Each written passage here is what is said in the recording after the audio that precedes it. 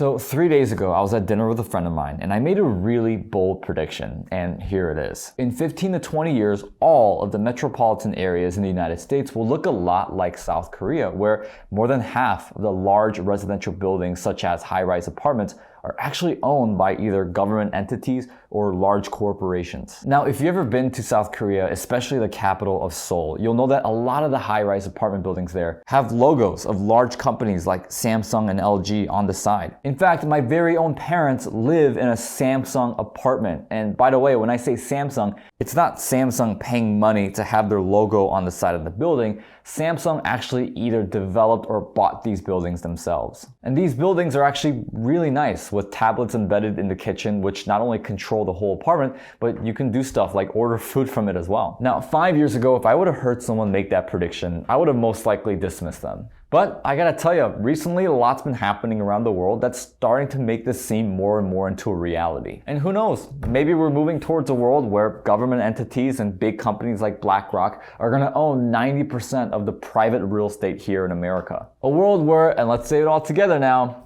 we will own nothing and we will be happy.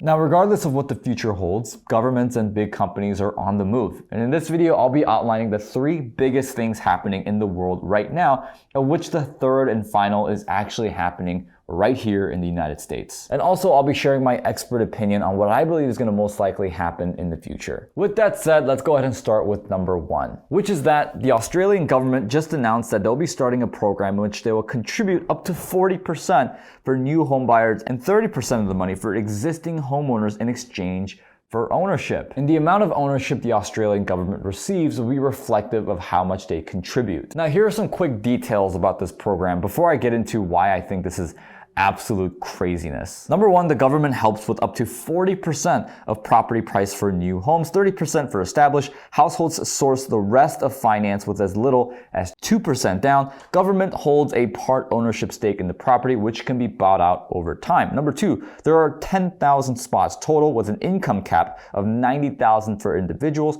120,000 for couples. Number 3, property price capped varies by regions from 400,000 up to 950,000 US dollars.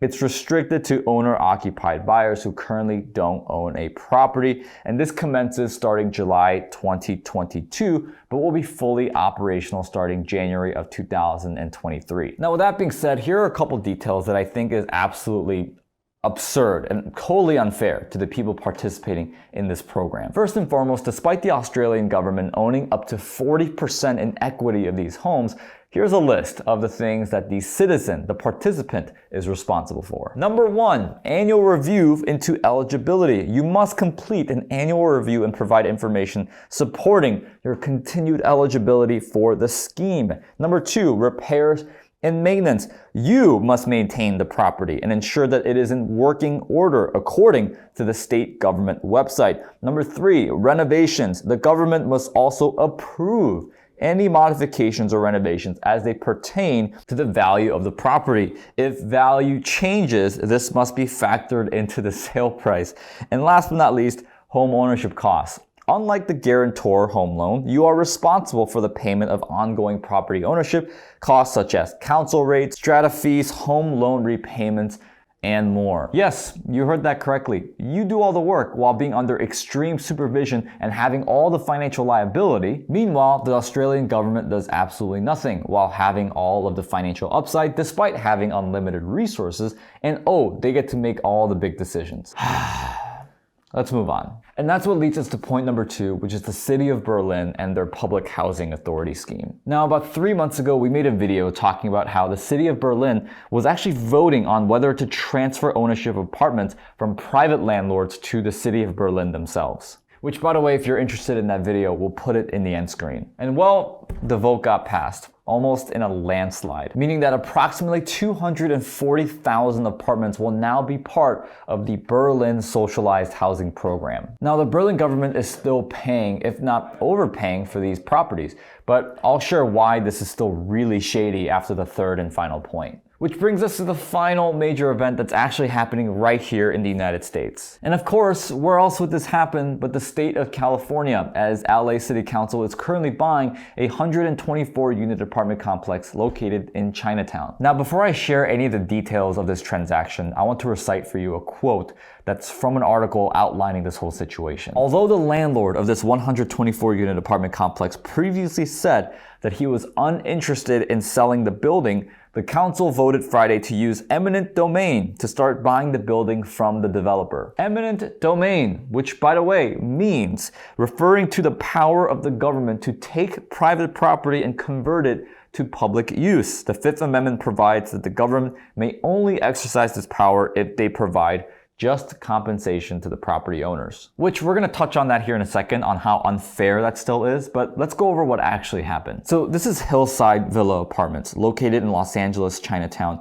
And originally they were built on loan assistance of about $5.5 million from the city with the promise that it would provide affordable housing. But around the year 2020, a lot of these affordable housing contracts started to expire. And of course, shortly after, the landlord started to increase the rent. And well, some of these rent increases were as high as up to 300%, which yes, that sounds awful. Like that sounds like the Grinch, but every day out of the year, not just Christmas. But if the landlord had a legal obligation to provide affordable housing up to a certain point, then why get mad at him if he's going to increase the rent to market rate after his obligation was fulfilled? Now, I'm not defending the landlord by any means. I mean, as a landlord myself, I hardly raised any rent on my tenants during the whole market craze that's been happening the last 2 years. But if all the landlord is doing is raising the rent to what everybody else is charging already, then it seems the problem isn't the landlord, it's the fact that the market rent is too high in general. And as much as easing the path for developers to build more apartments would lower the rents and make life easier for everyone, especially the tenants, I can tell you from personal experience, along with many other peers who have done business in LA County,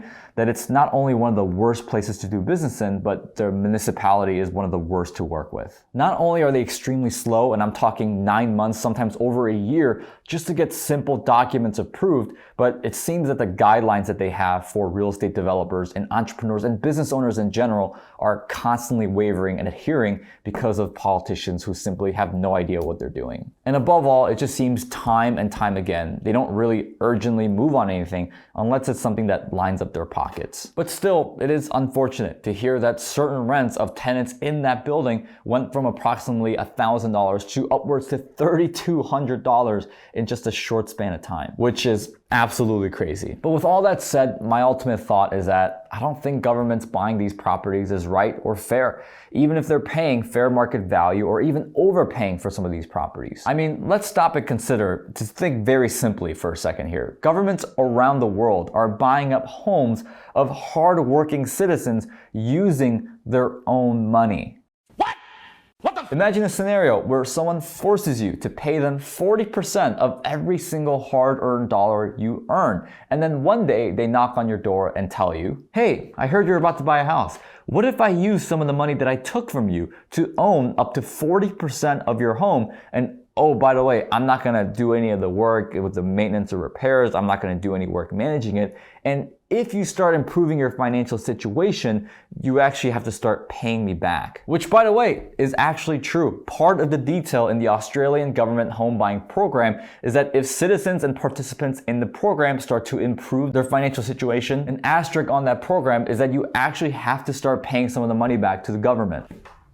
Now, of course, the big question at this point is, well, Daniel, what is your alternative then to fixing affordable housing if it's not governments utilizing eminent domain? That's actually going to be the question that I'll be answering in next week's video. But with that said, here is what I believe is the most probable future of what we've been talking about so far. The likely scenario is that governments and big companies like BlackRock will most likely start to partner up to fix affordable housing issues as opposed to trusting real estate investing experts who have done this for many, many, many decades. And as history has shown time and time again, it will end in billions of dollars being lost and unfortunately people being worse off than they were. But hey, maybe this time will be different. I'm actually really curious to see how all of these government eminent domain initiatives begin to play out, which If you're asking the same question, feel free to subscribe to our YouTube channel and also comment down below. What are your thoughts with all these things happening around the world and even in our own backyard?